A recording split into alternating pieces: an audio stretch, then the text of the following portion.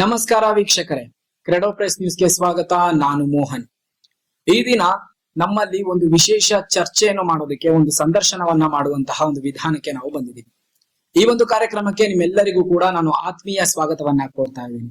ಅದ್ರ ಜೊತೆಗೆ ನಮ್ಮ ಜೊತೆ ಈ ಒಂದು ಸಂದರ್ಶನದಲ್ಲಿ ಭಾಗಿಯಾಗುವುದಕ್ಕೆ ನಮ್ಮ ಹೆಮ್ಮೆಯ ಪತ್ರಿಕೋದ್ಯಮಿ ಆಗಿರುವಂತಹ ಆಂಟನಿ ಸರ್ ಅವರು ನಮ್ಮ ಜೊತೆಗೆ ಇದ್ದಾರೆ. ಸರ್, ನಿಮ್ಗೆ ಈ ಒಂದು ಕಾರ್ಯಕ್ರಮಕ್ಕೆ ಆತ್ಮೀಯ ಸ್ವಾಗತ. ಸರ್, ಸ್ವಾಗತ ಮೋಹನ್. ನಿಮಗೂ ಥ್ಯಾಂಕ್ ಯು ಸರ್. ಸರ್, ಮೊದಲನೇದಾಗಿ ನಾನು ಈ ಒಂದು ಚರ್ಚೆಯಲ್ಲಿ, ಈ ಒಂದು ಸಂದರ್ಶನದಲ್ಲಿ ಮೊದಲನೇ ವಿಷಯನ ನಾನು ತಗೊಳಕ್ ಹೋಗ್ತಾ ಇದ್ದೀನಿ. ಮಾನವ ಹಕ್ಕುಗಳು ಮತ್ತು ಭ್ರಷ್ಟಾಚಾರ ವಿರೋಧಿ ಸಂಸ್ಥೆ ನವದೆಹಲಿ ಮತ್ತು ಕ್ರೆಡೋ ಪ್ರೆಸ್ ನ್ಯೂಸ್ ನ ಪರವಾಗಿ ಸರ್ಕಾರಕ್ಕೆ ಒಂದು ಮನವಿಯನ್ನ ಸಲ್ಲಿಸಿರುವಂತಹದ್ದು. ಯಾವುದರ ಪರವಾಗಿ ಅಂತಂದ್ರೆ, ಈಗ ಸೋಷಿಯಲ್ ಮೀಡಿಯಾಗಳೆಲ್ಲ ಏನೇನ್ ಆಗ್ತಾ ಇದೆ, ಅದರಲ್ಲಿ ಬ್ಯಾಡ್ ಕಮೆಂಟ್ಸ್ ಗಳು ಬರ್ತಾ ಇದೆ, ಹಾಗೆ ಯಾರು ಮಾಡ್ತಿದ್ದಾರೆ ಅಂತ ಅನ್ನೋದು ಗೊತ್ತಾಗ್ತಾ ಇಲ್ಲ. ಇದರಿಂದ ಗೊಂದಲಗಳು ಉಂಟಾಗ್ತಾ ಇದೆ, ಸಮಸ್ಯೆಗಳು ಉಂಟಾಗ್ತಾ ಇದೆ. ಇದಕ್ಕೆ ಒಂದು ಪರಿಹಾರವಾಗಿ ಸರ್ಕಾರಕ್ಕೆ ಒಂದು ಮನವಿನ ನಾವು ಸಲ್ಲಿಸಿದೀವಿ. ಅದ್ರ ಪರವಾಗಿ ಅದ್ರ ಬಗ್ಗೆ ನಮ್ಗೆ ಸ್ವಲ್ಪ ಹೆಚ್ಚಿನ ಮಾಹಿತಿಯನ್ನ ಕೊಡ್ಬೋದಾ ಸರ್ ನೀವು? ಖಂಡಿತ ಮೋಹನ್. ಸರ್ಕಾರಕ್ಕೆ ನಮ್ಮ ಒಂದು ಪ್ರಸ್ತಾವನೆ ಹೇಗಿತ್ತು ಅಂತ ಹೇಳಿದ್ರೆ, ಪ್ರತಿಯೊಬ್ಬ ಸೋಷಿಯಲ್ ಮೀಡಿಯಾ ಇಟ್ಕೊಂಡಿರೋರು ಸಹ, ಮತ್ತೆ ಪರ್ಸನಲ್ ಆಗಿ ಸೋಷಿಯಲ್ ಮೀಡಿಯಾಗಳನ್ನ ಬಳಸೋರು ಸಹ ಇದರಿಂದ ಬಹಳಷ್ಟು ಕಷ್ಟಗಳನ್ನ ಮಾಡ್ತಾ ಇದ್ದಾರೆ. ಓಕೆನಾ? ಪಡ್ತಾ ಇದ್ದಾರೆ. ಜೊತೆನಲ್ಲಿ ಅದಕ್ಕೆ ತಕ್ಕಂಗೆ ಅವ್ರಿಗೆ ಸರಿಯಾಗಿ ಬಳಸೋಕೆ ಗೊತ್ತಿದೆಯಾ ಗೊತ್ತಿಲ್ವಾ ಅನ್ನೋದು ಸಹ ಗೊತ್ತಿಲ್ಲ ಎಷ್ಟೋ ಮಂದಿಗೆ. ಬಳಸ್ಕೊಳ್ತಾ ಹೋಗ್ತಾ ಇದಾರೆ. ಅದಕ್ಕೆ ಒಂದು ರೂಲ್ಸ್ ರೆಗ್ಯುಲೇಷನ್ಸ್ ಹಾಕಿದ್ರೆ ತುಂಬಾ ಚೆನ್ನಾಗಿರುತ್ತೆ ಅನ್ನೋದು ನಮ್ಮ ಒಂದು ಅಭಿಪ್ರಾಯ. ಯಾವ ರೀತಿ ಈಗ ಸೋಷಿಯಲ್ ಮೀಡಿಯಾಗಳಲ್ಲಿ ಅನ್ನೋದಕ್ಕಿಂತ, ಈಗ ನಾವು ಒಂದು ಫುಡ್ ಡೆಲಿವರಿ ಆಪ್ ಆದ್ರೂ ತಗೊಳ್ಳಿ, ಅಥವಾ ಬೇರೆ ಯಾವ್ದೋ ಒಂದು ಆಪ್ಸ್ ಯೂಸ್ ಮಾಡಿದಾಗ ಅದಕ್ಕೆ OTP ಅನ್ನೋದು ಬರುತ್ತೆ. ಇದರಲ್ಲಿ ಈ ಒಂದು ಆಧಾರ್ ಮತ್ತೆ ಈ ಮೊಬೈಲ್ ಫೋನ್ ನಂಬರ್ ನ ನಾವು ಅಟ್ಯಾಚ್ ಮಾಡಿ ಒಂದು ಸೋಷಿಯಲ್ ಮೀಡಿಯಾ ಬಳಸೋದಾಗಿರ್ಬೋದು, ಇನ್ಸ್ಟಾಗ್ರಾಮ್ ಆಗಿರ್ಬೋದು ಅಥವಾ ಫೇಸ್ಬುಕ್ ಆಗಿರ್ಬೋದು, ಇವುಗಳನ್ನ ಇಟ್ಕೊಂಡು ನಾವು ಒಂದು OTP ಟೈಪ್ ಅಲ್ಲಿ ಬಂದಾಗ ಒಂದು ಫೇಕ್ ಅಕೌಂಟ್ ಗಳ ಒಂದು ಹಾವಳಿ ಕಡಿಮೆ ಆಗ್ಬೋದು, ನಮ್ಗೆ ಗೊತ್ತಿರಂಗೆ. ಹೌದು, ನಿಜ ಸರ್. ಈಗ ನಿಮ್ಮ ಪ್ರಕಾರದಲ್ಲಿ ಆಧಾರ್ OTP ಗಳನ್ನ ನಾವು ತಗೊಂಡು ಒಂದು ಖಾತೆಯನ್ನ ಸೃಜಿಸಬಹುದು, ಓಪನ್ ಮಾಡಬಹುದು. ಆ ಮುಖಾಂತರ ಏನೇ ಒಂದು ಸಮಸ್ಯೆ ಬಂದ್ರು ಕೂಡ ಆ ಖಾತೆ ಯಾರ್ದು ಅಂತ ಅನ್ನೋದು ಗೊತ್ತಾಗುತ್ತೆ. ಹಾಗೆ ಅಲ್ಲಿ ಯಾರು ತಪ್ಪಿತಸ್ಥರು ಅಂತ ಡೈರೆಕ್ಟ್ ಆಗಿ ನಾವು ಕಂಡುಹಿಡಿಬಹುದು ಅನ್ನೋದು ನಿಮ್ಮ ಒಂದು ಮಾತು. ಹೌದು ಸರ್, ಈಗ ನಾವ್ ಏನ್ ಯೋಚನೆ ಮಾಡ್ಬೋದು ಅಂತಂದ್ರೆ, ನಮ್ಮ ಸ್ವತಂತ್ರ ಭಾರತದಲ್ಲಿ ಸಂವಿಧಾನದ ಪ್ರಕಾರ ಗೌಪ್ಯತೆಯ ಹಕ್ಕು ಅನ್ನೋದು ಒಂದು ಇದೆ. ಆ ಒಂದು ವಿಷಯದ ಅಡಿಯಲ್ಲಿ ಅದೊಂದು ಮೂಲಭೂತ ಹಕ್ಕು, ಗೌಪ್ಯತೆಯನ್ನ ಕಾಪಾಡಿಕೊಳ್ಳುವಂತದ್ದು. ಈ ಗೌಪ್ಯತೆಗೆ ಈ ರೀತಿ ಸಮಸ್ಯೆಗಳು ಉಂಟಾಗುತ್ತಾ ಅಂತ ನಿಮ್ಗೇನಾದ್ರೂ ಅನ್ಸುತ್ತಾ ಸರ್? ಆಗ್ತಾ ಇದೆ ಅಲ್ವಾ. ಸಾಕಷ್ಟು ಪ್ರತಿಯೊಬ್ಬರ ಪರ್ಸನಲ್ ಫೋಟೋಸ್ ಇಂದ ಹಿಡಿದು, ವಿಡಿಯೋಸ್ ಇಂದ ಹಿಡಿದು, ಅವ್ರು ಏನ್ ಮಾಡ್ತಾ ಇದಾರೆ ಅನ್ನೋದ್ರ ಬಗ್ಗೆ ಪ್ರತಿಯೊಂದನ್ನು ಸೋಷಿಯಲ್ ಮೀಡಿಯಲ್ಲಿ ಅಪ್ಲೋಡ್ ಮಾಡ್ತಾ ಇರ್ತಾರೆ. ಮತ್ತೆ ಸರ್ಕಾರಗಳು ಏನೇ ಒಂದು ಯೋಜನೆಗಳು ಮಾಡಿದಾಗ್ಲೂ ಸಹ ಅದನ್ನ ಅಪ್ಲೋಡ್ ಮಾಡ್ತಾರೆ. ಅದೆಲ್ಲ ಕೆಲವೊಂದೆಲ್ಲ ಹೋಗ್ತಾ ಇರುತ್ತೆ. ಎಲ್ಲಾರ್ಗು ಗೊತ್ತಾಗುವಂತದ್ದನ್ನೇ ಸೋಷಿಯಲ್ ಮೀಡಿಯಾ ಅಂತ ಹೇಳೋದು ಅಲ್ವಾ. ಇದರಲ್ಲಿ ಗೌಪ್ಯತೆ ಅನ್ನೋದಕ್ಕಿಂತ ಕೆಲವೊಂದನ್ನ ಒಂದು ರಿಸ್ಟ್ರಿಕ್ಟ್ ಮಾಡಿದ್ರೆ ತುಂಬಾ ಅನುಕೂಲ ಆಗುತ್ತೆ. ಕರೆಕ್ಟ್, ಹೌದು ಸರ್. ಸರ್, ಈಗ ನಾವ್ ಇನ್ನೊಂದದ್ರ ಬಗ್ಗೆ ಏನ್ ಯೋಚನೆ ಮಾಡ್ಬೇಕು ಅಂತಂದ್ರೆ, ಭಾರತ ದೇಶದಲ್ಲಿ ರಾಜಕಾರಣಿಗಳು, ರಾಜಕೀಯಗಳು ಅನ್ನೋಕಂಥದ್ದು ಏನಿದೆ, ಅದು ತನ್ನ ಸ್ವಾತಂತ್ರ್ಯವನ್ನ ಮೀರಿ ಹೋಗ್ತಾ ಇದೆ. ಈಗ ಆಡಳಿತ ಪಕ್ಷದಲ್ಲಿ ಯಾರು ಇರ್ತಾರೆ, ಅವರು ಆಡಳಿತದಲ್ಲಿ ಇಲ್ದಿರುವಂತಹ ಪಕ್ಷಗಳ ಮೇಲೆ ಚಾಟಿ ಬೀಸುವಂತಹದ್ದು, ದಾಳಿ ಮಾಡುವಂತದ್ದು, ಇದೆಲ್ಲ ಸರ್ವೇ ಸಾಮಾನ್ಯ ಆಗ್ತಾ ಇದೆ. ಇದೇ ರೀತಿ ನಾವೇನಾದ್ರೂ ಈ ಆಧಾರ್ OTP ಅನ್ನೋ ಒಂದು ಕಾನ್ಸೆಪ್ಟ್ ಏನಿದೆ, ನಾವು ಅದೇ ಮುಖಾಂತರ ತಗೊಂಡು ಹೋಗೋದಾದ್ರೆ, ಇವಾಗಲೇ ತುಂಬಾ ವರ್ಷಗಳಿಂದ ನಮ್ಗೆಲ್ಲಾ ವಿಷಯಗಳೆಲ್ಲ ಗೊತ್ತಿದೆ. ಸೈಬರ್ ಕ್ರೈಮ್ ಗಳೆಲ್ಲ ಬರ್ತಾ ಇದೆ. ಮತ್ತೆ ಈ ಪೆಗಾಸಸ್ ಅನ್ನೋದು ಒಂದು ಕಾನ್ಸೆಪ್ಟ್ ಕೂಡ ಹುಟ್ಕೊಂಡಿತ್ತಂದ್ರೆ, ಆಡಳಿತ ಪಕ್ಷ ತನಗೆ ಯಾರು ಆಗಲ್ವೋ ಅವರ ಗೌಪ್ಯತೆಯನ್ನ ಕದಿಬಹುದು ಅಂತ. ಈಗ ನಾವು ಆಧಾರ್ OTP ಏನಾದ್ರೂ ನಾವು ಕೊಟ್ಟು ನಮ್ಮ ಖಾತೆಗಳನ್ನ ಓಪನ್ ಮಾಡ್ಕೊಂಡಿರ್ತೀವಿ ಅಂತಂದ್ರೆ, ಸರ್ಕಾರಕ್ಕೆ ಬೇಡದಿರುವಂತಹ ವ್ಯಕ್ತಿಗಳು ಯಾರ್ಯಾರು ಇರ್ತಾರೆ, ಅಥವಾ ಸರ್ಕಾರದ ವಿರೋಧಿಗಳು ಯಾರ್ಯಾರು ಇರ್ತಾರೆ, ಅವರ ಗೌಪ್ಯತೆಗಳು ಕೂಡ ಸರ್ಕಾರಕ್ಕೆ ಈಸಿಯಾಗಿ ಸಿಗುತ್ತೆ ಅಂತ ಅನ್ಸೋದಿಲ್ಲ ಸರ್? ಸಿಗುತ್ತೆ. ಆದ್ರೆ ಈ ಒಂದು ನಾವು OTP ಮಾಡೋದ್ರಿಂದ ಕೆಲವೊಬ್ರೆಲ್ಲ ಈಗ ಭಯ ಪಡೋಕೆ ಸ್ಟಾರ್ಟ್ ಮಾಡ್ತಾರೆ. ಏನೇ ಬ್ಯಾಡ್ ಕಮೆಂಟ್ಸ್ ಆಗಿರ್ಬೋದು, ಅಥವಾ ಯಾವುದೇ ಒಂದು ಪಕ್ಷದ ಕಾರ್ಯಕರ್ತ ಆಗಿರ್ಬೋದು, ಆಡಳಿತ ಪಕ್ಷವನ್ನ ಕಾಮೆಂಟ್ ಮಾಡೋದು, ಮತ್ತೆ ಅವರ ಒಂದು ಭಾಗ್ಯಗಳ ಬಗ್ಗೆ ಒಂದು ಅಪಾಯಕಾರಿ ಮಾತುಗಳನ್ನ ಆಡೋದಂಥದ್ದು, ಬೈಯುವಂಥದ್ದು, ಮುಖ್ಯಮಂತ್ರಿಗಳನ್ನ ಬೈಯುವಂಥದ್ದು, DCM ನ ಬೈಯುವಂಥದ್ದು, ಅಥವಾ ಪಕ್ಷದ ಮುಖ್ಯಮಂತ್ರಿಗಳನ್ನ ಅವರು ಇವರು ಅಂದ್ಬಿಟ್ಟು ಎಲ್ಲಾರ್ನು, ಒಬ್ಬರನ್ನ ಬಿಡದಿರೋ ಪ್ರತಿಯೊಬ್ಬರನ್ನು ಬೈಯೋದಕ್ಕೆ ಪ್ರಾರಂಭ ಮಾಡ್ತಾರೆ ಬೇರೆ ಬೇರೆ ಪಕ್ಷದ ಕಾರ್ಯಕರ್ತರು. ಈ ಕಾರ್ಯಕರ್ತರನ್ನ ಕಂಟ್ರೋಲ್ ಮಾಡೋದಕ್ಕೆ ಇದು ಅನುಕೂಲ ಆಗುತ್ತೆ. ಹೌದು, ಇದನ್ನ ನಾನು ಖಂಡಿತವಾಗ್ಲೂ ಹೋಗ್ತೀನಿ. ಈ ಮುಖಾಂತರ, ಈ ವಿಡಿಯೋ ಮುಖಾಂತರ ಕೂಡ ಸರ್ಕಾರಕ್ಕೆ ನಮ್ಮ ಮನವಿ ಏನು ಅಂತ ಅಂದ್ರೆ, ದಯವಿಟ್ಟು ಈ ಎಲ್ಲಾ ಸಮಸ್ಯೆಗಳಿಗೆ ಆದಷ್ಟು ಬೇಗ ಪರಿಹಾರವನ್ನ ನಾವು ತಂದುಕೊಳ್ಬೇಕು. ಹಾಗಾಗಿ ನಮ್ಮ ಮನವಿಯನ್ನು ಆದಷ್ಟು ಬೇಗ ನೀವು ಸ್ವೀಕಾರ ಮಾಡಬೇಕು ಅಂತ ಸರ್ಕಾರಕ್ಕೆ ಈ ಮುಖಾಂತರ ನಾವು ಮನವಿಯನ್ನ ಮಾಡ್ಕೊಳ್ತಾ ಇದೀವಿ. ಸರ್, ಇದ್ರ ಜೊತೆಗೆ ನಾವು ಸಿನಿಮಾಗಳು ಅಂತ ಬಂದು ಈಗ ಭಾರತದಲ್ಲಿ ರಾಜಕೀಯ ಮತ್ತು ಸಿನಿಮಾ ಅಂತ ಅನ್ನೋದು ಅದೆರಡು ಅವಿಭಾಜ್ಯ ಅಂಗಗಳಾಗಿ ಬಿಟ್ಟಿದೆ. ಜನ ಯಾವ್ದಕ್ಕೆ ಹೆಚ್ಚು ಒತ್ತು ಕೊಡ್ತಾರೋ ಇಲ್ಲೋ ಗೊತ್ತಿಲ್ಲ, ಆದ್ರೆ ರಾಜಕೀಯ ಮತ್ತೆ ಸಿನಿಮಾಗಳಿಗೆ ಹೆಚ್ಚು ಒತ್ತನ್ನ ಕೊಡ್ತಾ ಇದ್ದಾರೆ. ಸರ್ವೇ ಸಾಮಾನ್ಯ ಇವಾಗ ಯೂಟ್ಯೂಬ್ ಗಳಲ್ಲಾಗಿರ್ಬೋದು, ಸೋಷಿಯಲ್ ಮೀಡಿಯಾಗಳಲ್ಲಿ ಆಗಿರ್ಬೋದು, ಸಿನಿಮಾಗಳ ರಿವ್ಯೂಗಳ ಅನ್ನೋದು ಬರ್ತಾ ಇದೆ. ಅಂದ್ರೆ ಇವಾಗ ಬೆಳಿಗ್ಗೆ 10 ಗಂಟೆಗೆ ಒಂದು ಶೋ ಬರುತ್ತೆ ಅಂತಂದ್ರೆ 11 ಗಂಟೆಗೆ ಆ ಶೋ ಮುಗಿಯುತ್ತೆ, 12ವರೆಗಾಗ್ಲೇ ಸಿನಿಮಾಗಳ ರಿವ್ಯೂ ಬಂದ್ಬಿಟ್ಟಿರುತ್ತೆ. ಆ ರಿವ್ಯೂಗಳಲ್ಲಿ ಕೆಲವರು ಯಾವ ಮಟ್ಟಿಗೆ ಹೋಗ್ತಾರೆ ಅಂತಂದ್ರೆ ಸಿನಿಮಾ ಸ್ಟೋರಿನ ಪೂರ್ತಿ ಹೇಳ್ಬಿಡ್ತಾರೆ.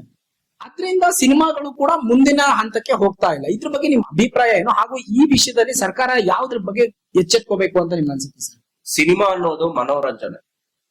ಸಿನಿಮಾಗೆ ತಕ್ಕಂಗೆ ಒಂದು ರಿವ್ಯೂ ಕೊಡೋದಿದೆಯಲ್ವಾ, ಅದು ಸಿನಿಮಾವನ್ನ ಗೆಲ್ಲಿಸ್ಬೋದು ಅಥವಾ ಬೀಳಿಸ್ಬೋದು.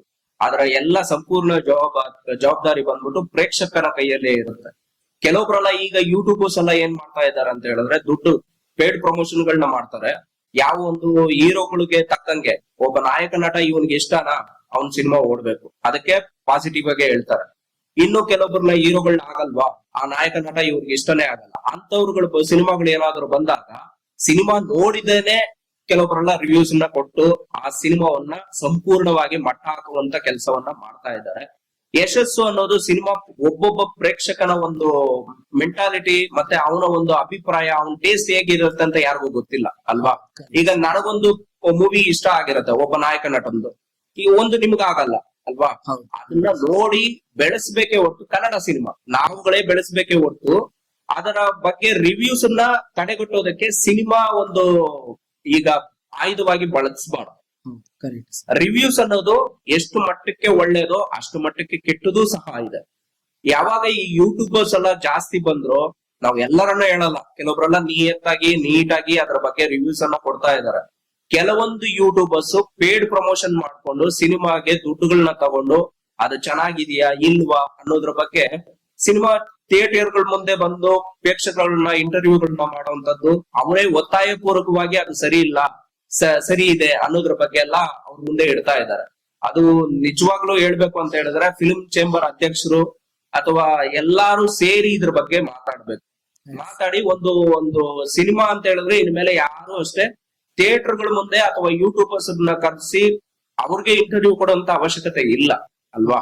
ಒಂದು ಸಿನಿಮಾ ಅಂತ ಹೇಳಿದ್ರೆ ಇವಾಗ ನನ್ಗೆ ಒಂದು ಅಡ್ವರ್ಟೈಸ್ಮೆಂಟ್ ಬರುತ್ತೆ, ಈ ಸಿನಿಮಾ ಬಂದಿದೆ ಅಂತ ಹೇಳಿದಾಗ ನಾನು ಹೋಗಿ ನೋಡೋದು ಬಿಡೋದು ನನ್ನ ಒಂದು ಇದು ಆಯ್ಕೆ ಅಲ್ವಾ. ನಾನು ಏನ್ ನೋಡ್ಬೇಕು ನೋಡ್ಬಾರ್ದು ಅಂತ ಈ ಸೋಷಿಯಲ್ ಮೀಡಿಯಾಗಳಲ್ಲಿ ಬರೋಂಥದ್ದು ಬೇಡ. ಸರ್, ಇದಕ್ಕೆ ನಾನು ಇನ್ನೊಂದು ವಿಷಯನ ಆಡ್ ಮಾಡ್ತೀನಿ. ನಾನು ಕಾಲೇಜಲ್ಲಿ ಓದ್ತಿರ್ಬೇಕಾದ್ರೆ, ನನ್ನ ಕಾಲೇಜ್ ಇದ್ದಿದ್ದು ಒಂದು ಗಾಂಧಿನಗರದಲ್ಲಿ ಸರ್. ಯಾವ್ದೇ ಒಂದು ಸಿನಿಮಾ ರಿಲೀಸ್ ಆಯ್ತು ಅಂತ ಅಂದ್ರೆ ಅವರೇನೆ ನಮ್ಗೆ ಕರೆದು ಸಿನಿಮಾನ ತೋರಿಸ್ತಾ ಇದ್ರು, ಪ್ರಚಾರಗಳು ಬೇಕು ಅಂತ. ಈ ಪ್ರಚಾರ ಅಂತಕ್ಕಂಥದ್ದು ದುಡ್ಡು ಕೊಟ್ಟು ಪ್ರಚಾರ ಮಾಡಿಸೋದ್ರ ಜೊತೆಗೆ ನೀವೇ ಹೇಳ್ದಂಗೆ ಒಳ್ಳೆ ಸಿನಿಮಾಗಳು ಕೆಟ್ಟ ಸಿನಿಮಾಗಳಾಗ್ಬಿಡ್ತವೆ, ಕೆಟ್ಟ ಸಿನಿಮಾಗಳು ಒಳ್ಳೆ ಸಿನಿಮಾಗಳಾಗ್ಬಿಡ್ತವೆ, ಪ್ರಚಾರದ ಗುಂಗಲ್ಲಿ ಏನೋ ಒಂದು ಆಗ್ಬಿಡ್ತವೆ. ಸರ್, ಅದ್ರ ಜೊತೆಗೆ ನೀವು ಇನ್ನೊಂದು ವಿಷಯನ ಹೇಳಿದ್ರಿ, ಈ ಒಂದು ಹೀರೋ ನನ್ಗೆ ಇಷ್ಟ ಇಲ್ಲ ಅಂತಂದಾಗ ಆ ಸಿನಿಮಾ ಎಷ್ಟು ಚಂದಾಗೆ ಇರ್ಲಿ ನಾನು ಅದಕ್ಕೆ ಒಂದೇನಾದ್ರೂ ತಡೆಯನ್ನ ತರ್ತೀನಿ ಅನ್ನೋ ಒಂದು ಮೆಂಟಾಲಿಟಿ. ಇದರಿಂದ ಸಾಮಾನ್ಯವಾಗಿ ಫ್ಯಾನ್ಸ್ ವಾರ್ ಅಂತಂತದ್ದು ಆಗ್ತಾನೆ ಇದೆ. ಬರೀ ನಮ್ಮ ಕನ್ನಡ ಇಂಡಸ್ಟ್ರಿಲಿ ಅಷ್ಟೇ ಅಂತಲ್ಲ ಸರ್, ಪ್ರತಿ ಕಡೆನೂ ಇದು ಸರ್ವೇ ಸಾಮಾನ್ಯ ಆಗ್ಬಿಡಿದೆ. ಈ ನಮ್ಮ ಆಂಧ್ರದಲ್ಲಿ ನಾವು ನೋಡಿದ್ರೆ ಫ್ಯಾನ್ ವಾರ್ಸ್ ಗಳಿಂದ ಜನ ಸತ್ತೋಗ್ಬಿಟ್ಟು ಒಬ್ರಿಗೊಬ್ರು ಕೊಲೆ ಮಾಡ್ಕೊಂಡಿದ್ರು. ಈ ವಿಷಯಗಳ ಬಗ್ಗೆ ಬಂದಾಗ ಸರ್, ಒಬ್ಬ ಫ್ಯಾನ್ ಆಗಿ ತನ್ನ ನಟನಿಗೆ ಆತ ಯಾವ ರೀತಿ ಗೌರವವನ್ನ ಕೊಡ್ಬೇಕು, ಹಾಗೆ ಆತ ತನ್ನ ಅಂದ್ರೆ ಈಗ ಒಬ್ಬ ಹೀರೋ ಅಂತ ಅಂದ್ರೆ ಒಂದು ಸಮುದಾಯವನ್ನ ಆತ ಮುನ್ನಡೆಸ್ಕೊಂಡು ಹೋಗ್ತಾ ಇರುವಂತಹ ವ್ಯಕ್ತಿ. ಆ ವ್ಯಕ್ತಿ ಜೀವನದಲ್ಲಿ ಮಾಡುವಂತಹ ಪ್ರತಿಯೊಂದು ವಿಷಯ ಕೂಡ ಆ ಒಂದು ಸಮುದಾಯದ ಮೇಲೆ ಪರಿಣಾಮವನ್ನ ಬೀರುತ್ತೆ. ಅದ್ರ ಜೊತೆಗೆ ಸಮುದಾಯವನ್ನ ಒಳ್ಳೆ ನಿಟ್ಟಲ್ಲಿ ತಗೊಂಡು ಹೋಗ್ಬೇಕಾಗಿರೋದು ಕೂಡ ಆ ಒಂದು ವ್ಯಕ್ತಿ, ಆ ಒಂದು ನಟನ ಒಂದು ಜವಾಬ್ದಾರಿ ಕೂಡ ಆಗುತ್ತೆ. ಈಗ ಸ್ಯಾಂಡಲ್ವುಡ್ ನಲ್ಲಿ ಆಗ್ತಿರುವಂತಹ ಕೆಲ ಘಟನೆಗಳು, ಅಹಿತಕರ ಘಟನೆಗಳು ಮುಂದುವರಿತಾ ಹೋಗ್ತಾರೆ. ಈ ಫ್ಯಾನ್ಸ್ ವಾರ್ ಅನ್ನೋ ಕಾನ್ಸೆಪ್ಟ್ ಅದ್ ಬೇಕಾ ಸರ್? ಅದು ಅವಶ್ಯಕತೆ ಇದೆಯಾ ನಿಮ್ಗೆ ಅನ್ಸೋದು? ಅಂದ್ರೆ ಫ್ಯಾನ್ಸ್ ಒಂದು ಆ ಅಭಿಮಾನಿಗಳು ಬಂದ್ಬಿಟ್ಟು ಅವರ ಒಂದು ಫ್ಯಾನ್ಸ್ ಅಸೋಸಿಯೇಷನ್ ಅಥವಾ ಅವರ ಒಂದು ಸಂಘಗಳನ್ನ ಮಾಡ್ಕೊಂಡಿರ್ತಾರೆ. ನಾವು ಒಬ್ಬ ನಾಯಕ ನಟನ ಎಕ್ಸಾಂಪಲ್ ಆಗಿ ತಗೊಳ್ಳೋದಲ್ಲ ಬೇಡ ಇಲ್ಲಿ, ಬಟ್ ಆದ್ರೆ ಎಲ್ಲಾ ಒಬ್ಬ ನಾಯಕ ನಟನಿಗೂ ಒಂದು ಫ್ಯಾನ್ಸ್ ಬೇಸ್ ಇರುತ್ತೆ, ಮತ್ತೆ ಆ ಸಂಘ ಅನ್ನೋದು ಇರುತ್ತೆ. ಅಂತವ್ರು ಏನ್ ಮಾಡಿ, ನಿಮ್ಮ ಒಂದು ಸಿನಿಮಾ ಬಂದಿದ್ಯಾ, ಆ ಸಿನಿಮಾಕ್ಕೆ ಪ್ರಚಾರ ಕೊಡಿ, ಇನ್ನೊಬ್ಬ ನಾಯಕ ನಟನದು ಸಿನಿಮಾ ಬಂದಿದ್ಯಾ, ಆ ನಾಯಕ ನಟನ ಸಿನಿಮಾ ನೀವು ನೋಡೋದು ಬಿಡೋದು ಅದು ನಿಮಗ್ ಸೇರಿರೋದು. ಅಲ್ಲಿ ಹೋಗ್ಬಿಟ್ಟು ನೀವು ಹೋಗ್ಬಿಟ್ಟು ವಿಮರ್ಶೆ ಮಾಡೋದಾಗ್ಲಿ, ಆ ನಾಯಕ ನಟನನ್ನ ಬೈಯೋದಾಗ್ಲಿ, ಇವನ್ ಏನ್ ಮಾಡ್ಬಿಟ್ಟಿದಾನೆ, ಅಥವಾ ನಿರ್ಮಾಪಕರ ಬಗ್ಗೆ ಬೈಯೋದಾಗ್ಲಿ, ಅಥವಾ ನಿರ್ದೇಶಕರ ಬಗ್ಗೆ ಬೈಯೋದಾಗ್ಲಿ. ಕೋಟಿ ಕೋಟಿ ಸಿನಿಮಾ ದುಡ್ಡು ಹಾಕಿ ಸಿನಿಮಾಗಳು ಮಾಡ್ತಾರೆ ಮೋಹನ್. ಆದ್ರೆ ಆ ಸಿನಿಮಾವನ್ನ ಎಲ್ಲಿ ಗಂಟ ತಗೊಂಡ್ ಹೋಗ್ತಾರೆ ಅನ್ನೋದು ಎಲ್ಲಾ ಫ್ಯಾನ್ಸ್ನು ಇಲ್ಲಿ ಕನ್ನಡ ಸಿನಿಮಾ ಅನ್ನೋದು ಮಾತ್ರ ಅವ್ರ ಮೈಂಡ್ ಅಲ್ಲಿ ಇರ್ಬೇಕೆ ಹೊರತು ಈ ನಾಯಕ ನಟನ ಸಿನಿಮಾ ಅಥವಾ ಈ ನಾಯಕಿ ನಟಿಯ ಸಿನಿಮಾ ಅಂತ ನೋಡಕ್ ಹೋಗ್ಬಾರ್ದು. ಪ್ರತಿಯೊಂದು ಸಿನಿಮಾವು ಒಂದೊಂದು ರೀತಿಯಲ್ಲಿ ಜನಗಳಿಗೆ ಒಂದು ಒಂದು ಸೋಷಿಯಲ್ ಅವೇರ್ನೆಸ್ ಕೊಡುವಂತದ್ದೇ ಅಲ್ವಾ. ಅಷ್ಟು ಇರ್ಬೇಕಾದ್ರೆ ಈ ಫ್ಯಾನ್ಸ್ ಒಂದು ಅಭಿಮಾನಿಗಳ ಒಂದು ಸಂಘಗಳು ಇರ್ಲಿ, ಅದರಿಂದ ರಕ್ತದಾನ ಶಿಬಿರವನ್ನ ಮಾಡ್ಲಿ, ಮತ್ತೆ ಆ ಫ್ಯಾನ್ಸ್ ಬರ್ತಡೇ, ನಾಯಕ ನಟನದ ಏನಾದ್ರು ಬರ್ತಡೇಗಳು, ಮತ್ತೆ ಏನಾದ್ರು ಒಂದು ಸಂಭ್ರಮಾಚರಣೆಗಳು ನಡೆದಾಗ ಅನಾಥರಿಗೆ ಹೋಗಿ ಫುಡ್ ಅನ್ನ ಕೊಡೋದಾಗ್ಲಿ, ಅಥವಾ ಇಂಥವುಗಳನ್ನ ಮಾಡಿ ತನ್ನ ನಾಯಕ ನಟನನ್ನ ಮೇಲೆ ಏರ್ಸ್ಲಿ ಅಲ್ವಾ. ಅದನ್ನ ಬಿಟ್ಬಿಟ್ಟು ಇನ್ನೊಬ್ಬ ನಾಯಕ ನಟನನ್ನ ಬೈದ್ರೆ ಮಾತ್ರನೇ ನಾನು ಈ ನಾಯಕ ನಟನ್ಗೆ ನಾನು ಅಭಿಮಾನಿ ಅನ್ನೋದ್ರ ಬಗ್ಗೆ ಬಿಡ್ಲಿ ಫಸ್ಟ್. ಹೌದು ಸರ್. ಸೊ ಈ ಫ್ಯಾನ್ಸ್ ಗಳು ಅಂತ ಅನ್ನೋದೇ ಆ ರೀತಿ ಇದಾಗ್ಬಿಟ್ಟಿದೆ. ನಮ್ಗೆ ಇತ್ತೀಚಿನ ಉದಾಹರಣೆ ಅಂತಂದ್ರೆ ರಮ್ಯಾ ಅವರ ಪ್ರಕರಣವನ್ನ ತಗೋಬಹುದು. ನಿಜ. ಮಾಜಿ ಸಂಸದೆ ಅವರು ಹಾಗೂ ಒಂದು ಅವರ ಒಂದು ಅಭಿಪ್ರಾಯದಲ್ಲಿ ಒಬ್ಬ ಮಹಿಳೆಗೆ ಫ್ಯಾನ್ಸ್ ಗಳು ಏನೇನು ಮಾಡ್ತಾ ಇದಾರೆ, ಕಮೆಂಟ್ಗಳು ತುಂಬಾ ಕೆಟ್ಟ ಕ್ಲೀಶವಾಗಿ ಹೋಗ್ತಾ ಇದೆ ಅಂತ. ಇಲ್ಲಿ ಯಾವ್ದೋ ಒಬ್ಬ ವ್ಯಕ್ತಿಯ ಬಗ್ಗೆ ಅಲ್ಲ, ಫ್ಯಾನ್ಸ್ ಗಳು ತಮ್ಮ ಮೆಂಟಾಲಿಟಿನ ಯಾವ ತರ ಇಟ್ಕೊಂಡಿದ್ದಾರೆ ಅಂದ್ರೆ ತಮ್ಮವರೇ ಶ್ರೇಷ್ಠ, ತಮ್ಮವರಲ್ಲೇ ಬೇರೆ ಯಾರು ಕೂಡ ಶ್ರೇಷ್ಠರಲ್ಲ ಎಂಬಂತ ಮಾಹಿತಿಗಳು. ಇದಕ್ಕೆಲ್ಲದನ್ನು ಕೂಡ ನಾವು ಏನು ಒಂದು ವಿಷಯನ ತಗೊಳ್ತಾ ಇದೀವಿ ಅದು ತುಂಬಾನೇ ಪ್ರಮುಖ ಆಗುತ್ತೆ ಅಂತ ನಾನು ಅನ್ಕೊಳ್ತೀನಿ ಸರ್. ಅಂದ್ರೆ ಇವಾಗ ಒಂದು ಕಂಪ್ಲೇಂಟ್ ಅನ್ನ ಕೊಟ್ಟು ರಮ್ಯಾ ಅವರು ಎಷ್ಟೋ ದಿನಗಳು ಕಳೆದಿದೆ, ಪೊಲೀಸ್ ಅವರು ನಿರಂತರವಾಗಿ ಪ್ರಯತ್ನಗಳನ್ನ ಪಡ್ತಿರ್ಬೇಕು. ಒಬ್ಬ ಅಲ್ಲಿರ್ತಾನೆ, ಯಾವ್ದಾವ್ದೋ ಮೂಲೆಗಳಲ್ಲಿ ಇರ್ತಾರೆ, ಅವ್ರೆಲ್ಲರನ್ನು ಹಿಡ್ಕೊಂಡ್ ಬರ್ಬೇಕು, ಅವ್ರ ಬಗ್ಗೆ ತುಂಬಾ ಹಿನ್ನೆಲೆಗಳಲ್ಲಿ ತನಿಖೆಗಳನ್ನ ಮಾಡ್ಬೇಕಾಗಿರುತ್ತೆ. ಇದೆಲ್ಲ ತುಂಬಾನೇ ಕಷ್ಟ. ಇದು ಅದಕ್ಕಿಂತ ನಾವು ಏನ್ ಇವಾಗ ಸರ್ಕಾರಕ್ಕೆ ಒಂದು ಮನವಿನ ಸಲ್ಲಿಸ್ತಿದೀವಿ, ಅದು ಈ ಒಂದು ಪ್ರಕರಣದಿಂದ ಇನ್ನೂ ಹೆಚ್ಚಾಗಿ ತನ್ನ ಸ್ಥಾನಮಾನ ಅದೊಂದು ವೇಟೇಜ್ ನ ಪಡೆಯುತ್ತೆ ಅಂತ ನಾವು ಅನ್ಕೊಳ್ತಾ ಇದೀವಿ ಸರ್. ಈಗ ನಾನ್ ನಿಮಗೆ ಕೇಳ್ತಾ ಇರೋದು, ಒಬ್ಬ ವ್ಯಕ್ತಿ ಈ ಒಂದು ಕಮೆಂಟ್ ಗಳನ್ನ ಮಾಡ್ಬೇಕಾದ್ರೆ ಆ ವ್ಯಕ್ತಿಯ ಮನಸ್ಥಿತಿ ಹೇಗಿರುತ್ತೆ, ಹಾಗೂ ಅವನಿಗೆ ಭಯ ಅಂತಕ್ಕಂಥದ್ದು ಇರಲ್ವಾ, ಏನೋ ಆಗ್ಬಿಡುತ್ತೆ.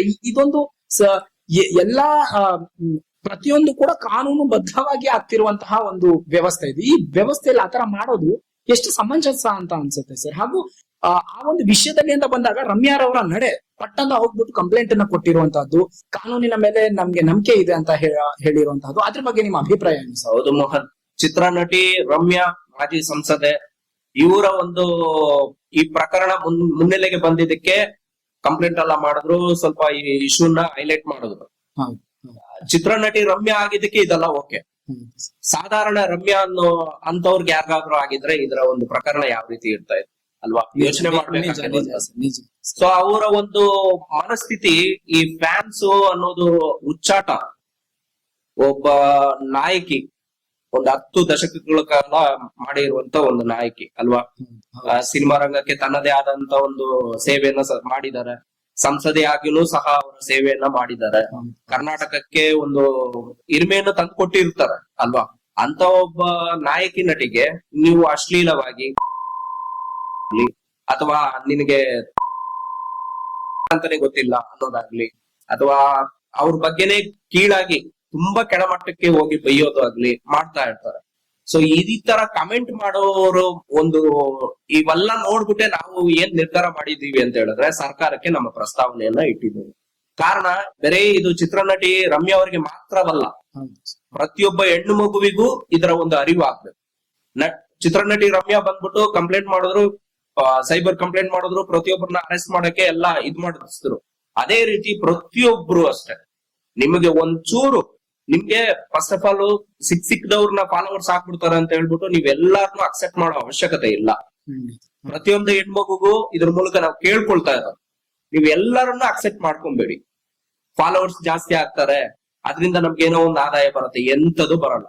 ನಿಮ್ಮ ಒಂದು ಪರ್ಸನಲ್ ವಿಷಯಗಳು ಹೊರಗಡೆ ಹೋಗ್ತಾ ಇರ್ತವೆ. ಒಂದು ವೇಳೆ ನಿಮ್ಮನ್ನ ಆ ಫೋಟೋಗಳನ್ನ ದುರ್ಬಳಕೆ ಮಾಡ್ಬೋದು, ಬೇರೆ ಬೇರೆ ಫೇಕ್ ಅಕೌಂಟ್ ಇಟ್ಕೊಂಡು ನಿಮ್ಮ ಫೋಟೋ ಹಾಕಿ ಬೇರೆ ರೀತಿಯಲ್ಲಿ ನಿಮ್ಮನ್ನ ಪ್ರೊಜೆಕ್ಟ್ ಮಾಡ್ಬೋದು, ಜನಗಳ ಮುಂದೆ ಅದನ್ನ ಪ್ರದರ್ಶನ ಮಾಡ್ತಾರೆ. ನೀವೇನೇ ಹಾಕಿರ್ತೀರಾ ಅಂದ್ಬಿಟ್ಟು ಎಷ್ಟೋ ಜನ ನಿಮಗೆ ಗೊತ್ತಿರೋರು, ಅಂದ್ರೆ ನಿಮ್ಮ ಒಂದು ಸಂಬಂಧಿಕರಾಗಿರ್ಬೋದು ಅಥವಾ ನಿಮ್ಮ ಒಂದು ಗೊತ್ತಿರೋರು, ಏನಪ್ಪಾ ಈ ಹುಡುಗಿ ಈ ರೀತಿ ಫೋಟೋ ಹಾಕ್ಬಿಟ್ಟಿದ್ದಾಳೆ, ಏನಪ್ಪ ಈ ಹುಡುಗಿ ಈ ರೀತಿ ವಿಡಿಯೋ ಹಾಕ್ಬಿಟ್ಟಿದ್ದಾಳೆ ಅಂತ. ಹಾಕಿರೋದಲ್ಲ ನೀವಲ್ಲ, ಬೇರೆಯವರು. ಅದನ್ನ ಈಗ ಟೆಕ್ನಾಲಜಿ ಯಾವ ರೀತಿ ಇಂಪ್ರೂವ್ ಆಗಿದೆ ಅಂತ ಹೇಳಿದ್ರೆ, ಯಾರನ್ನ ಬೇಕಾದ್ರೂ ನಗ್ನ ಮಾಡ್ಬೋದು, ಯಾರನ್ನ ಬೇಕಾದ್ರೂ ಅವರನ್ನ ಅವಹೇಳನಕಾರಿ ಪೋಸ್ಟ್ ಗಳು ಹಾಕ್ಬಿಟ್ಟು, ನಂಬರ್ ಬೇಕಾಬಿಟ್ಟಿ ನಂಬರ್ಗಳು ಹಾಕ್ಬಿಟ್ಟು ಫೋನ್ಗಳನ್ನ ಮಾಡೋ ತರ ಮಾಡ್ತಾ ಇದಾರೆ. ಇದಕ್ಕೆಲ್ಲ ಕಡಿವಾಣ ಹಾಕ್ಬೇಕು ಅಂತ ಹೇಳಿದ್ರೆ ಒಂದೇ ಈ ಆಧಾರ್ OTP ಲಿಂಕ್ ಆಗ್ಬೇಕು. ಪ್ಲಸ್ ಯಾವುದೇ ನಕಲಿ ಖಾತೆಗಳು ಇದ್ದರೆ ಇಮಿಡಿಯೇಟ್ ಆಗಿ ಅದನ್ನ ಡಿಆಕ್ಟಿವೇಟ್ ಮಾಡ್ಬೇಕು. ಖಾತೆಗಳು ಎಷ್ಟು ಒರಿಜಿನಲ್ ಆಗಿ ಖಾತೆಗಳು ಇರ್ತಾವೋ, ನರೇಂದ್ರ ಮೋದಿ ಅವರ ಪ್ರಧಾನಮಂತ್ರಿ ನರೇಂದ್ರ ಮೋದಿ ಅವರದ್ದು ಫೇಕ್ ಅಕೌಂಟ್ ಇದೆ, ಅವರ ಹೆಸರು ಬಳಸ್ಕೊಂಡು. ರಾಜ್ಯದ ಮುಖ್ಯಮಂತ್ರಿಗಳು ಸಿದ್ದರಾಮಯ್ಯನವ್ರದ್ದು ಸಹ ಫೇಕ್ ಅಕೌಂಟ್ ಇದೆ. ಫ್ಯಾನ್ಸ್ ವಾರ್ಗಳು ಅಂತ ಮಾಡ್ತಾರಲ್ವಾ, ಈ ಫ್ಯಾನ್ಸ್ ಅನ್ನೋರು ಅವ್ರಿಗೆ ಇಷ್ಟ ಆಗಲ್ಲ ಅಂತವ್ರನ್ನ ಒಂದು ಹೆಸರು ಇಟ್ಟಿರ್ತಾರೆ. ಅವ್ರ ಮೂಲಕವಾಗಿ ಇನ್ನೊಬ್ಬ ನಾಯಕ ನಟನನ್ನ ಅಥವಾ ನಾಯಕಿ ನಟಿಯನ್ನ ಕೆಟ್ಟದಾಗಿ ಕಾಮೆಂಟ್ಸ್ ಮಾಡೋದು, ಮತ್ತೆ ಅವರನ್ನ ಬಿಂಬಿಸೋದು ಬೇರೆ ರೀತಿಯಲ್ಲಿ ತೋರಿಸ್ತಾ ಇದ್ದಾರೆ. ಇದಕ್ಕೆಲ್ಲ ಕಡಿವಾಣ ಹಾಕ್ಬೇಕು. ಸರ್ಕಾರ ಇದ್ರ ಬಗ್ಗೆ ಸ್ವಲ್ಪ ಗಮನ ಕೊಡ್ಬೇಕು. ಏನೆಲ್ಲಾ ಮಾಡ್ತಾ ಇದ್ದಾರೆ ಪ್ರತಿಯೊಂದು ನಾವು ಕಂಡಿಡಿದಾಗ ಮಾತ್ರ ಸರ್ಕಾರವನ್ನೇ ದೂಷಿಸುವಂತಹ ಕಾರ್ಯಕರ್ತರು ಸಹ ಇದ್ದಾರೆ. ಸರ್ಕಾರನ ಪ್ರಶ್ನೆ ಮಾಡ್ಬೇಕೆ ಹೊರತು ಈ ರೀತಿಯ ಒಂದು ಹುಚ್ಚಾಟಗಳನ್ನ ಮೆರಿಬಾರ್ದು. ಸಿನಿಮಾವಾಗೆ ನೋಡ್ಬೇಕು. ಪ್ರತಿಯೊಬ್ಬ ಕಾಲೇಜ್ ವಿದ್ಯಾರ್ಥಿಗಳು, ಹೆಣ್ಮಕ್ಳಾಗ್ಲಿ ಗಂಡ್ಮಕ್ಳಾಗ್ಲಿ, ನಿಮಗೆ ಈ ಸೈಬರ್ದು ಏನಾದರೂ ತೊಂದರೆ ಆದಾಗ ದಯವಿಟ್ಟು ಸೈಬರ್ ಕಂಪ್ಲೇಂಟ್ ಮಾಡಿ ಸ್ಟೇಷನ್ ಹೋಗಿ ನಿಮ್ಮ ಟೀಚರ್ಸ್ಗೆ ತಿಳಿಸಿ ಅಥವಾ ನಿಮ್ ಪೇರೆಂಟ್ಸ್ಗೆ ತಿಳಿಸಿ. ಇಲ್ಲ ಅಂತ ಹೇಳಿದ್ರೆ ನಿಮ್ಮ ಅಕ್ಕಪಕ್ಕ ಫ್ರೆಂಡ್ಸ್ಗೆ ತಿಳಿಸಿ. ನೀವು ಎಲ್ಲವನ್ನ ಹೈಡ್ ಮಾಡಕ್ಕೆ ಹೋಗ್ಬೇಡಿ. ಮತ್ತೆ ಕೆಲವೊಬ್ರೆಲ್ಲ ಇದಾರೆ, ನನ್ ಫೋಟೋ ಯಾರೋ ಮಿಸ್ಯೂಸ್ ಮಾಡ್ಬಿಟ್ರು, ನಾನು ಆತ್ಮಹತ್ಯೆ ಮಾಡ್ಕೊಬೇಕು ಅಥವಾ ಏನೋ ಒಂದು ಐಡಿಯಾಗಳು ಅವ್ರಿಗೆ. ಈಗಿನ ಮಕ್ಕಳೆಲ್ಲ ದುಡುಕ್ತಾರೆ, ತುಂಬಾ ದುಡ್ಕೋ ಅವಶ್ಯಕತೆ ಇಲ್ಲ. ನಿಮ್ ಪಕ್ಕದಲ್ಲಿ ಇರೋರ್ಗೆ ಹೇಳಿ, ಇದೇನ್ ದೊಡ್ಡ ವಿಷಯ ಅಲ್ಲ. ಈಗಿರುವಂತ ಒಂದು ಪರಿಸ್ಥಿತಿಗಳು ಹೇಗಿದೆ ಅಂತ ಹೇಳಿದ್ರೆ, ಒಂದು ಸೆಲೆಬ್ರಿಟಿನೇ ಬಿಡಲ್ಲ ಅಂತ ಹೇಳಿದ್ರೆ ಇನ್ನ ಸಾಮಾನ್ಯವಾಗಿರುವಂತ ನಿಮ್ಮನ್ನ ಒಂದು ವಿದ್ಯಾರ್ಥಿ ನೀವು ನಿಮ್ಮನ್ನ ಹೆಂಗ್ ಬಿಡ್ತಾರೆ ಇಲ್ವಾ? ಯೋಚನೆ ಮಾಡುವಂತ ವಿಷಯಗಳು ತುಂಬಾ ಇದೆ ಇದರಲ್ಲಿ. ಸಾಮಾಜಿಕ ಜಾಲತಾಣವನ್ನ ಬಹಳ ಎಚ್ಚರದಿಂದ ಉಪಯೋಗಿಸ್ಬೇಕು.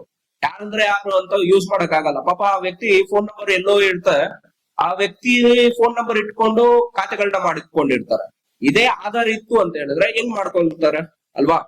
ಆಧಾರ್ OTP ಏನಕ್ಕೆ ನಾವು ಮುಖ್ಯವಾಗಿ ಹೇಳ್ತಾ ಇದೀವಿ ಅಂತ ಹೇಳಿದ್ರೆ, ಒಂದು ಫುಡ್ ಆಪ್ ಅಥವಾ ಒಂದು ಡೆಲಿವರಿ ಆಪ್ಸ್ ಏನಾದ್ರು ಇತ್ತು ಅಂತ ಹೇಳಿದ್ರೆ ಅದಕ್ಕೆ OTP ಬರುತ್ತೆ. ಒಂದು ಪೇಮೆಂಟ್ OTP ಬರುತ್ತೆ ಅಲ್ವಾ? ಇದೇ ನಿನ್ ಖಾತೆ ಓಪನ್ ಮಾಡ್ತಾ ಇದೀಯಾ, ಫೇಸ್ಬುಕ್ ಓಪನ್ ಮಾಡ್ತಾ ಇದೀಯಾ. ಇವಾಗ ನನಗೆ ಫಾರ್ ಎಕ್ಸಾಂಪಲ್ ಉದಾಹರಣೆಗೆ ಹೇಳ್ತಾ ಇದ್ದೀನಿ ನಾನು, ಒಂದು ಕಾಲೇಜ್ ಮಕ್ಕಳೇ ಇರ್ಲಿ, ಒಂದು ಗ್ಯಾಂಗ್ ಅಲ್ಲಿ ಇರ್ತಾರೆ. ಒಂದು ಹುಡುಗಿ ಈ ಹುಡುಗನ್ಗೆ ಆಗಲ್ಲ, ಹೋಗ್ತಾನೆ ನಕಲಿ ಖಾತೆ ಮಾಡ್ತಾನೆ ಇನ್ಸ್ಟಾಗ್ರಾಮ್ ಅಲ್ಲಿ ಅಥವಾ ನಕಲಿ ಫೇಸ್ಬುಕ್ ಖಾತೆ ಮಾಡ್ತಾನೆ. ಆ ಹುಡುಗಿ ಫೋಟೋಸ್ ಅನ್ನೆಲ್ಲ ಬಿಡ್ತಾ ಇರ್ತಾನೆ ಅವಾಚ್ಯ ಶಬ್ದಗಳಿಂದ. ಮತ್ತೆ ಈ ಏನಂತ ಹೇಳೋದು, ಅಶ್ಲೀಲವಾಗಿ ಕಾಮೆಂಟ್ ಮಾಡೋದು. ಈ ಹುಡುಗಿ ಈ ಟೈಮ್ಗೆ ಸಿಗ್ತಾಳೆ, ಈ ಹುಡುಗಿ ಈ ಟೈಮ್ಗೆ ಈ ರೀತಿ ಇರ್ತಾಳೆ, ಮತ್ತೆ ಇದೆಲ್ಲ ನಾನೇ ಅನ್ನೋ ತರ ಅಲ್ವಾ? ಸೊ ಅದನ್ನ ಮಾಡ್ತಾರೆ. ಮತ್ತೆ ಫೋನ್ಸ್, ವಿಡಿಯೋ ಕಾಲ್ಸ್, ಮುಖ್ಯವಾಗಿ ಹೆಣ್ಮಕ್ಳು ದಯವಿಟ್ಟು ನಿಮ್ಗೆ ನಾವು ಕೇಳ್ಕೊಳ್ಳೋದು ಏನು ಅಂತ ಹೇಳಿದ್ರೆ, ಗುರ್ತು ಪರಿಚಯ ಇಲ್ದವ್ರಿಗೆ ವಿಡಿಯೋ ಕಾಲ್ ಮಾಡಕ್ ಹೋಗಿ. ಮತ್ತೆ ಅವ್ರ ಅವಶ್ಯಕತೆನೇ ಇಲ್ಲ ನಿಮಗೆ, ಓಕೆನಾ? ಕೇವಲ ಫಾಲೋವರ್ಸ್ಗೋಸ್ಕರ ನೀವು ಏನೆಲ್ಲ ಮಾಡಕ್ ಹೋಯ್ತಿರೋ, ನಾಳೆ ದಿನ ನಿಮ್ಗೆ ಅದೆಲ್ಲ ನಿಮಗೂ ಮತ್ತೆ ನಿಮ್ಮ ಕುಟುಂಬಕ್ಕೂ ತಲೆ ತಗ್ಗಿಸುವಂತಹ ಕೆಲಸ ಮಾಡುವಂತದ್ದು ಇವಲ್ಲ. ದಯವಿಟ್ಟು ವಿದ್ಯಾರ್ಥಿಗಳು ಅಷ್ಟೇ ಅಥವಾ ಹೆಣ್ಮಕ್ಳು, ಹೆಂಗಸರು, ಯಾರೇ ಆಗಿರ್ಲಿ, ಅವರು ಸ್ವಲ್ಪ ಯೋಚನೆ ಮಾಡ್ಕೊಂಡು ಈ ಸೋಷಿಯಲ್ ಮೀಡಿಯಾನ, ಸಾಮಾಜಿಕ ಜಾಲತಾಣವನ್ನ ನೋಡಿ ಬಳಸಿ. ಎಂಟರ್ಟೈನ್ಮೆಂಟ್ ಇರ್ಬಹುದು, ಬಟ್ ಆದ್ರೆ ಅದೇ ನಿಮ್ಮನ್ನ ಇಟ್ಕೊಂಡು ಇನ್ನೊಬ್ರು ಮನೋರಂಜನೆ ಪಡುವಂತದ್ದು ಮಾಡಕ್ ಹೋಗ್ಬೇಡಿ. ಸರ್, ಅದ್ರ ಜೊತೆಗೆ ನಾನು ಇನ್ನೊಂದು ವಿಷಯನ ಆಡ್ ಮಾಡಕ್ಕೆ ಇಷ್ಟಪಡ್ತೀನಿ. ಫೇಸ್ ಮಾಫಿಂಗ್ ಅನ್ನೋದು ಒಂದು ಸ್ಕ್ಯಾಮ್ ಆಗ್ತಾ ಇದೆ ಸರ್, ಬಹುದೊಡ್ಡ ಸ್ಕ್ಯಾಮ್ ಅದು. ನೀವು ಹೇಳ್ದಾಗೆ ನಟಿಯರ ಫೇಸ್ ನ ರೆಕಗ್ನೈಸ್ ಮಾಡ್ಕೊಂಡು ಅವರದ್ದು ಒಂದು ಅಶ್ಲೀಲ ವಿಡಿಯೋಗಳನ್ನ ಹರಿದಾಡೋದಿರ್ಬೋದು, ಅಥವಾ ಆ ಒಬ್ಬ ವ್ಯಕ್ತಿಗಳು ಸ್ಟೇಟ್ಮೆಂಟ್ ಅನ್ನೇ ಕೊಟ್ಟಿರೋದಿಲ್ಲ, ಫೇಸ್ ಮಾಫಿಂಗ್ ಇದ್ ಮಾಡ್ಬಿಟ್ಟು ಇವರೇನೆ ಈ ರೀತಿ ಎಲ್ಲ ಹೇಳಿರೋದು ಅಂತದ್ದಾಗಿರ್ಬೋದು. ಅಂತ ಒಂದು ಟೆಕ್ನಾಲಜಿ, AI ಅನ್ನೋ ಒಂದು ತಂತ್ರಜ್ಞಾನ ಏನಿದೆ ಅದನ್ನ ಕೆಟ್ಟದಾಗಿ ಬಳಸ್ಕೊಳ್ಳೋದು ಇದೆ. ಆ ಫೇಸ್ ಮಾಫಿಂಗ್ ಅನ್ನೋ ಒಂದು ಸ್ಕ್ಯಾಮ್ ಸರ್, ಅದು ನನ್ನ ಪ್ರಕಾರ ಒಂದು ಬಹುದೊಡ್ಡ ಸ್ಕ್ಯಾಮ್ ಅದು. ಆ ರೀತಿ ಬಳಸ್ಕೊಂಡು ಕೂಡ ಅದ್ರಿಂದ ನೊಂದಂತಹ ಎಷ್ಟೋ ಜನರು, ಈಗ ನೀವೇ ಹೇಳ್ದಂಗೆ ಸೂಸೈಡ್ ಅಟೆಂಪ್ಟ್ ಮಾಡೋದಕ್ಕೆ ಹೋಗ್ತಾರೆ, ಅಥವಾ ತನ್ನ ಜೀವನ ಅಲ್ಲೇನೆ ಮುಗಿಸ್ಕೊಳಕ್ ಹೋಗ್ತಾರೆ. ಕೆಲವರು ಭಯ ಬಿದ್ಬಿಟ್ಟು ಮುಂದೇನು ಹೋಗೋದೇ ಇಲ್ಲ ನನ್ಗೆ ಇನ್ನೊಂದು ನಾನು ಇದನ್ನ ಏನಾದ್ರು ತಗೊಂಡು ಆಚೆ ಹೋಗ್ತಾ ಇದ್ರೆ ನನಗೆ ಇನ್ನೂ ಹೆಚ್ಚಾಗಿ ಎಲ್ಲಿ ತೊಂದರೆ ಆಗುತ್ತೋ ಅಂತ ಹೇಳ್ತಾರೆ. ಅದಕ್ಕೋಸ್ಕರ ಒಂದು ವ್ಯವಸ್ಥೆ ಇದೆ, ಕಾನೂನು ವ್ಯವಸ್ಥೆ ಇದೆ, ಸೈಬರ್ ಕ್ರೈಮ್ ಗಳಿದ್ದಾರೆ, ಅದರಲ್ಲಿರೋ ಪೊಲೀಸ್ ಸ್ಟೇಷನ್ ಗಳಿದೆ. ಹಾಗೂ ಸರ್ಕಾರ ಯಾವ ಮಟ್ಟದಲ್ಲಿ ನಮ್ಗೆ ಸಹಾಯ ಮಾಡ್ತಿದೆ ಅಂತಂದ್ರೆ ಟೋಲ್ ಫ್ರೀ ನಂಬರ್ ಗಳನ್ನ ಕೊಡ್ತಿದ್ದಾರೆ. ಅವ್ರಿಗೊಂದು ಜಸ್ಟ್ ಒಂದು ಫೋನ್ ಮಾಡಿ ಹಿಂಗ ಆಗ್ತಾ ಇದೆ ಅಂತ ಹೇಳಿ ಮುಂದಿನ ಕ್ರಮವನ್ನ ಅವರೇ ತಗೊಳ್ತಾರೆ. ನಮ್ಗೆ ನಮ್ಮ ಒಂದು ಮುಖ ಪರಿಚಯ ಆಗಿರ್ಬೋದು, ನಮ್ಮ ಭಾವಚಿತ್ರ ಆಗಿರ್ಬೋದು, ನಮ್ಗೆ ಎಲ್ಲೂ ತೋರ್ಸಕ್ ಇಷ್ಟ ಇಲ್ಲ ಅಂತಂದ್ರೆ ಬೇಡ, ನೀವು ಕಾಲ್ ಮಾಡಿ ನಿಮ್ಮ ಮಾಹಿತಿಯನ್ನ ಹೇಳಿ ಗೌಪ್ಯವಾಗಿ ಅದೆಲ್ಲದನ್ನು ಕೂಡ ಬಗೆಹರಿಸ್ತಾರೆ. ಸಂಸ್ಥೆಯಲ್ಲಿ ಸರ್ಕಾರದಲ್ಲಿರುವಂತಹ ಪ್ರತಿಯೊಂದು ಅಂಗಗಳು ಕೂಡ ಅದಕ್ಕೋಸ್ಕರನೇ ಇರುವಂತಹದ್ದು. ಇದ್ರ ಬಗ್ಗೆ ಜನರಿಗೆ ಒಂದು ಮನವರಿಕೆನ ಮಾಡೋದ ಆಗಿರ್ಬೋದು, ಕಾಳಜಿನ ವಹಿಸೋದಾಗಿರ್ಬೋದು, ನೀವು ಅದ್ರ ಬಗ್ಗೆ ನಮ್ಗೆ ಸ್ವಲ್ಪ ಹೇಳ್ಕೊಡಿ. ಖಂಡಿತ ರಾಜ್ಯ ಸರ್ಕಾರ ಬಹು ದೊಡ್ಡ ಒಂದು ಕ್ರಮವನ್ನೇ ಹೆಣ್ಣು ಮಕ್ಕಳಿಗೋಸ್ಕರನೇ ಮಾಡ್ತಾ ಇದೆ.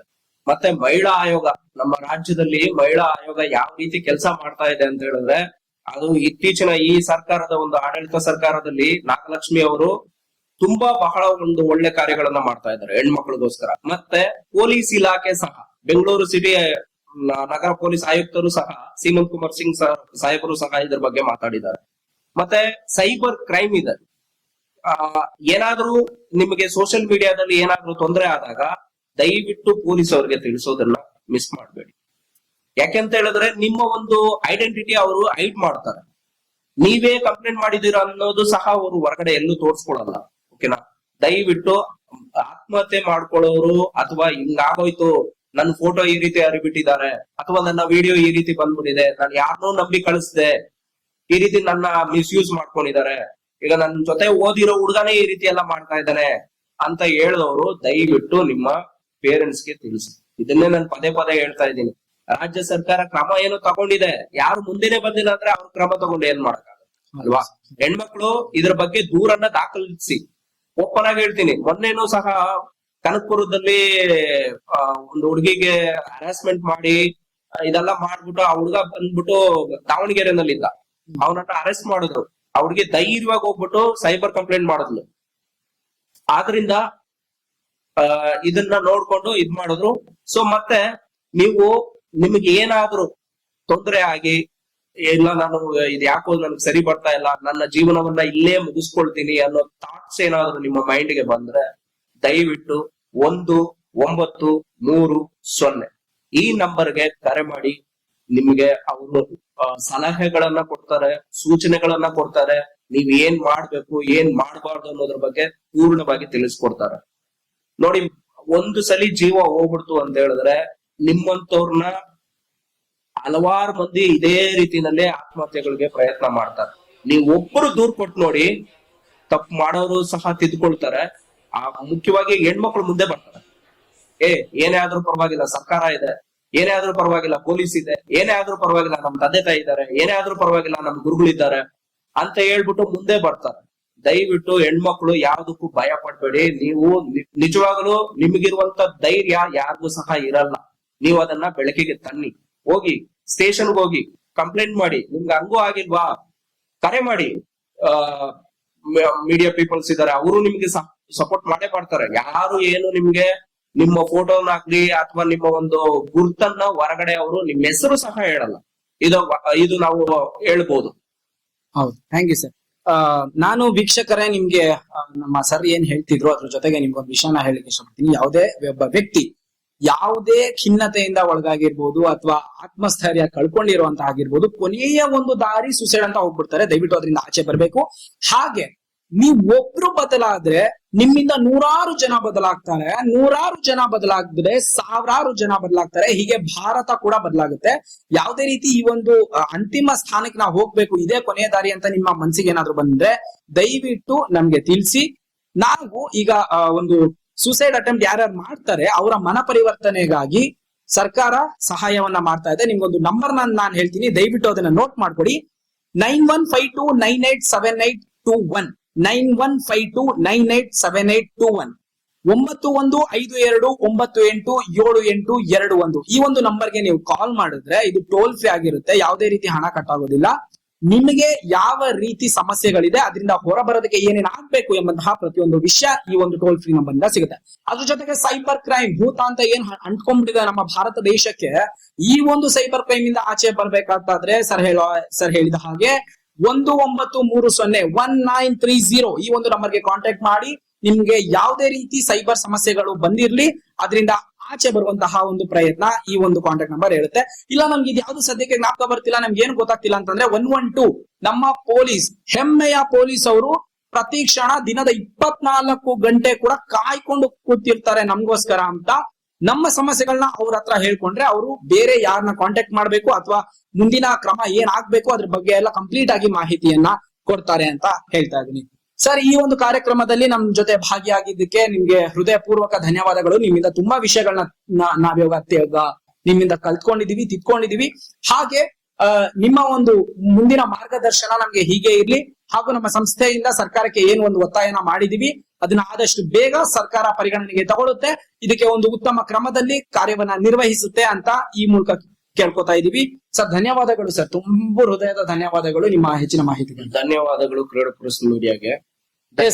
ಎಸ್ ವೀಕ್ಷಕರೇ, ಇದಾಗಿತ್ತು ಈ ಹೊತ್ತಿನ ವಿಶೇಷ ಸುದ್ದಿ ಕ್ರೆಡೋ ಪ್ರೆಸ್ ನ್ಯೂಸ್ ಇಂದ. ನಿಮ್ಗೆ ಧನ್ಯವಾದಗಳು. ಹಾಗೆ ಕ್ಷಣ ಕ್ಷಣದ ನಿಖರ ಸುದ್ದಿಗಾಗಿ ವೀಕ್ಷಿಸ್ತಾ ಇರಿ ನಮ್ಮ ಹೆಮ್ಮೆಯ ಚಾನಲ್ ಕ್ರೆಡೋ ಪ್ರೆಸ್ ನ್ಯೂಸ್. ಧನ್ಯವಾದಗಳು.